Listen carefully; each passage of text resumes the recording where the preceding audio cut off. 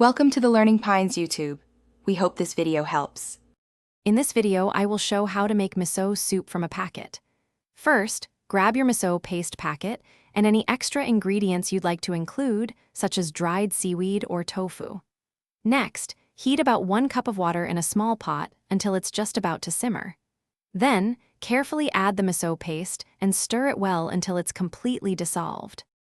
Once your miso paste is dissolved, it's time to add your favorite ingredients. You can include small cubes of silken tofu, rehydrated wakame seaweed, or thinly sliced scallions. Gently bring the soup back to a simmer, but be careful not to let it come to a rolling boil, as this can diminish the delicate flavor of the miso. Let it cook for 2 to 3 minutes. Your homemade miso soup is now ready to enjoy. Pour it into a warm bowl and serve it right away for the best taste. For an extra touch, you can garnish it with some fresh, finely chopped scallions or a tiny drizzle of sesame oil.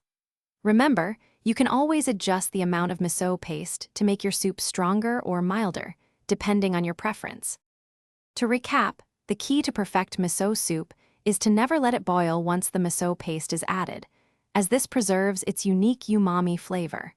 Feel free to get creative with your additions, trying different vegetables or proteins to customize your bowl.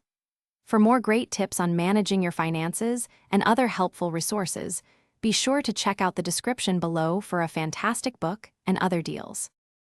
Thanks for watching. Consider subscribing if we helped you.